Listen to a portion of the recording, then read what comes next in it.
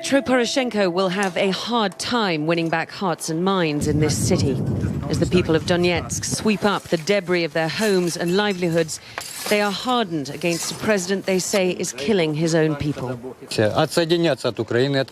We are Ukrainian, but they kill us, this man says. So we probably need our own country, because these people in Kiev, they are not brothers for us. The shells hit these homes days ago, but the tears are still fresh. 27-го, 28-го, 29-го очень сильно.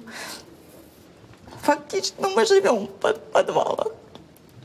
We live on the ground. It was so hard for 2 weeks, especially for 27, 28, 29th. But only today it's quiet. Извините, я пойду. Sorry, I need to go. 2 people were killed outside this block of flats last Wednesday. One of them was a 50-year-old woman, the other a 34-year-old woman. Her husband, who won't talk to us, he says he's in shock, managed to make it down to the cellar with their little child, but she just didn't have the time. And this is a story that repeats itself over and over in dozens of apartment blocks, with civilians being killed by the constant shelling around Donetsk. The city's trauma hospital is filled with a civilian wounded, shrapnel embedded in the flesh and bone of market sellers' legs, the broken limbs of pensioners far too old to run. There was one war, and this is the second war, this old lady tells me. I was born in 1940 in World War II, and I will probably die before this war is over. Valentina Popova in the next-door ward lost her leg and her arm to indiscriminate artillery shells. Switching to the Ukrainian language, she makes a heart-rending plea to the president. We used to dance, sing, do everything in Ukrainian, she says. Poroshenko, Mr. Poroshenko, please listen to us. Why don't you understand your people? Be a man, be human. Please stop your aggression. Stop this war. But there is little sign of that. This once thriving city is now half empty, its railway station bombed. The forces unleashed by this conflict, greater perhaps than Mr. Poroshenko can control. Yuri Poznachenko breaks down when he remembers the day war came to his town. He lost most of his home that day, and something far more precious. I don't miss my house, he says. I miss my son. We raised him for 36 years. Yuri says Ukrainian government forces arrived in late July. He shows us the shell that brought down his home and describes how his son was shot in the chest and died moments later.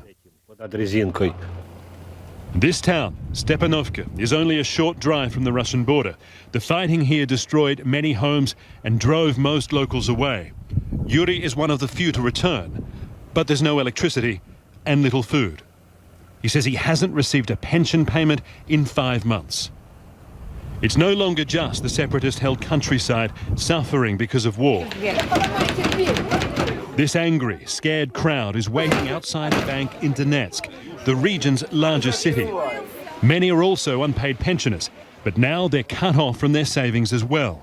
The Ukrainian president has ordered the few remaining state banks in separatist territory to close, so they stand in the cold, desperately hoping the doors will open.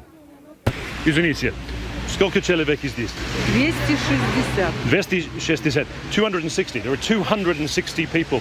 This is the true number of people that are actually in this list. People come here, put their names down in this book, and are given a number. At the moment, still pretty early in the morning, it's already up to 260. I have no money, this woman says. I'm 83 years old. I'll probably die because I have nothing to eat. She's not alone. These people are lining up at what used to be the Donetsk circus. Here they receive food bundles, paid for by a local oligarch. It's not much, and it must last 2 weeks before they can get more. At the bus station, more crowds and grim faces. Many here tell us they're travelling to other cities, still in government control, to try to get their bank deposits or collect pensions. Much of their anger is directed at the Ukrainian government. But that could change if separatist leaders fail to deliver on the responsibilities that come with the independence they're still fighting to achieve. Bill Black, CNN, Donetsk. eastern Ukraine. Tonight, we begin a week-long series from Eastern Europe that we're calling Fault Lines. On Friday, NATO will announce the largest military buildup in Europe since the Cold War. Tensions between the West and Russia have reached the highest level since the fall of the Soviet Union. This week, we'll examine the causes of that tension. Tonight, we begin with Europe's only active front line in eastern Ukraine. For 2 years, fighters for the self-proclaimed Donetsk People's Republic, with the backing of Russia, have fought the Ukrainian government to gain autonomy. The West, including the U.S., is backing Ukraine's government. 10,000 people have died. With the help of the Pulitzer Center on Crisis reporting, special correspondent Nick Schifrin and producer Zach Fannin traveled to Donetsk and discovered that what is supposed to be a ceasefire is anything but. On the front line in eastern Ukraine, the war is fought in trenches. At the end of each trench, small outposts are manned by men who call themselves rebels. They fight to separate from Ukraine and join Russia. It's intense all the time, all the time. Ivan, who declined to give his last name, grew up in a nearby village. Their enemies, fellow Ukrainians fighting to stay united, are only 1,000 feet away. I can see their positions over there. There's supposed to be a ceasefire, but the fighting starts every night. We have to go.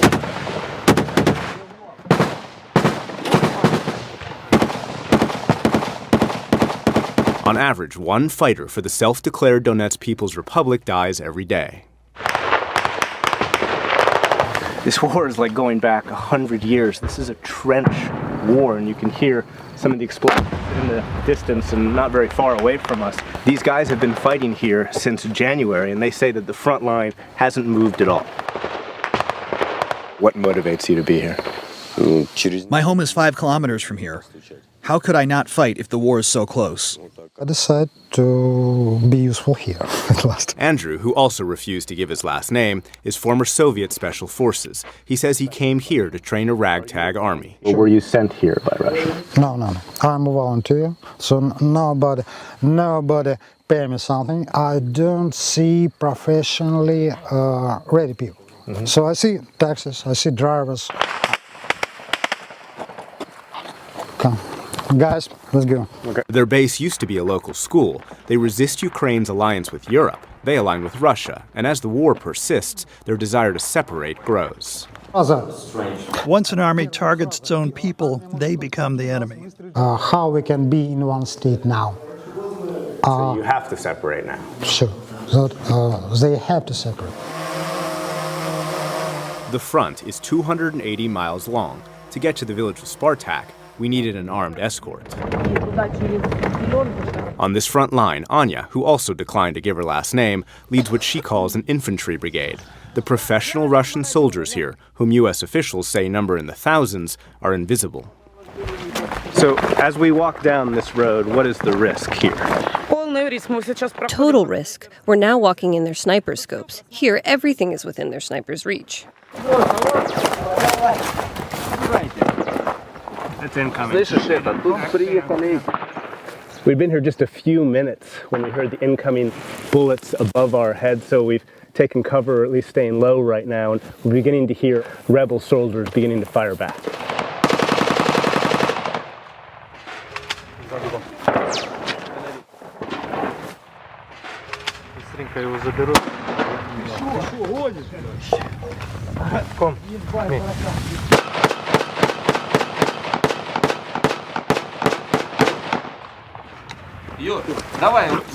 Уходим к газели!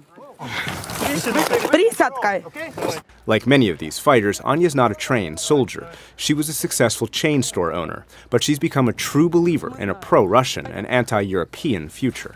Украина воюет с нами. The entire Ukraine is fighting with us following NATO orders. They are nothing on their own. You are writing that I'm a blonde separatist who will come and start killing your children. Yes, I'll do just that. Are you willing to die for this cause? Yes, of course, I'm ready to die for my home. I will not let a single fascist into my home. I will fight them as long as my heart beats. When she and the city use fascist, it's inspired by the Soviet Union's role in the war against fascist Nazi Germany.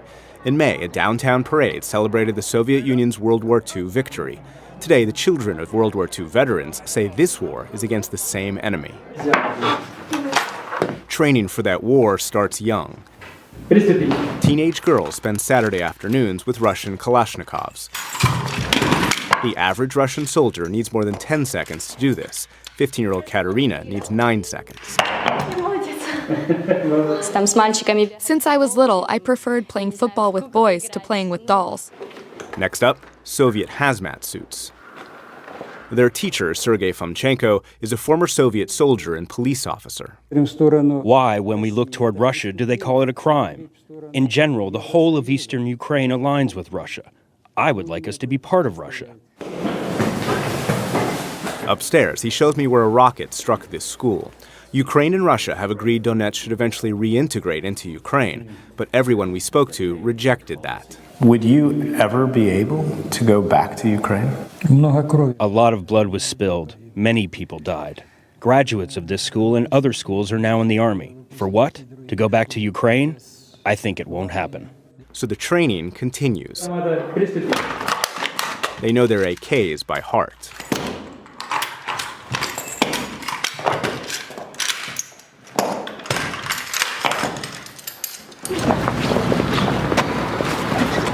When they're not training, they're proselytizing.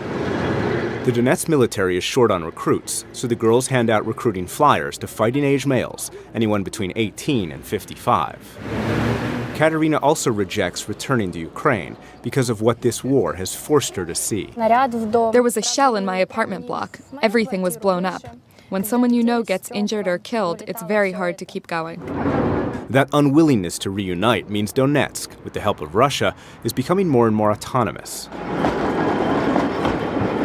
Downtown, city workers whose salaries are paid by Russia look after public gardens. In supermarkets, the shelves are stocked with Russian products. The only currency accepted is Russian rubles.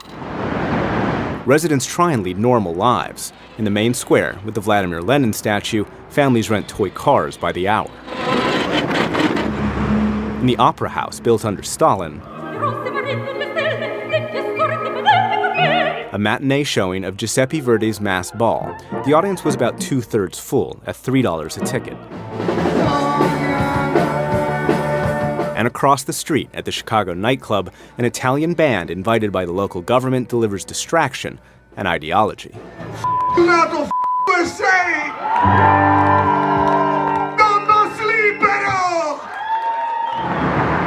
But this city is an orphan.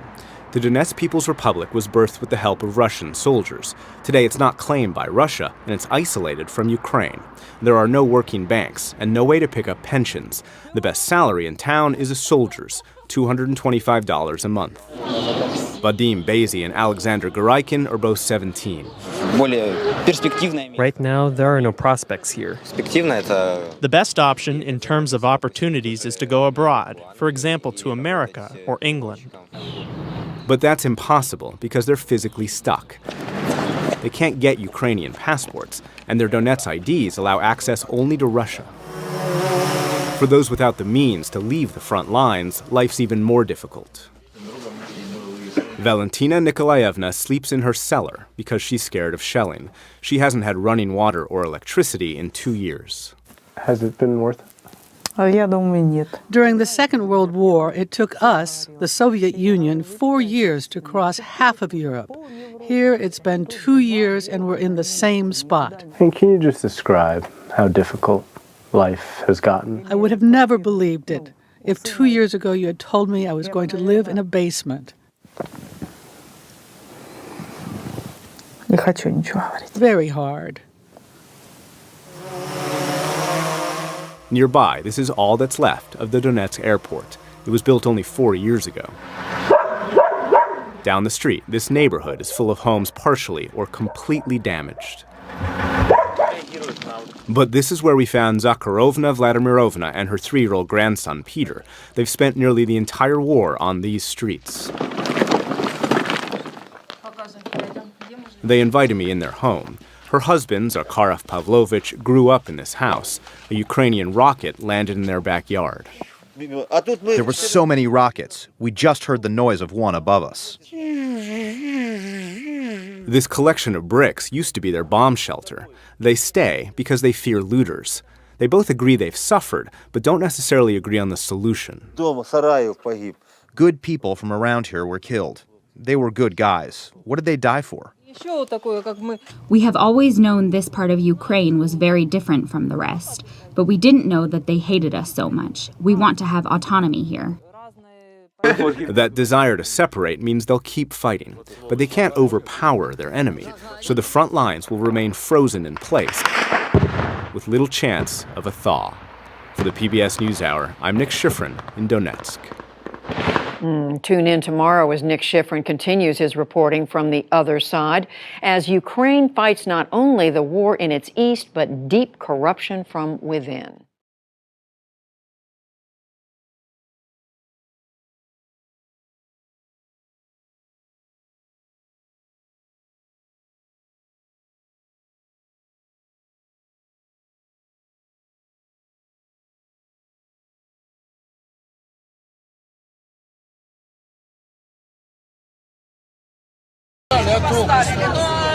Только не евреи. Люди возмущаются вот тем, что здесь происходит. От этих украинских военных они задрали, убивают нас. Это не ДНР нас убивает, а вот эти фашисты, которые окружили нашу Авдеевку. Народ стоит для того, что у нас хотят на поселке поставить еще один блокпост. Вот возле ДК. Мы не против Украины. Тут люди не против Украины. Ну вы же хотите в ДНР? Да, да. А все остальные хотят? И все 90% хотят 10 километров от Донецка. И как мы можем не на ДНР? Как мы можем так отделиться и быть тут и там?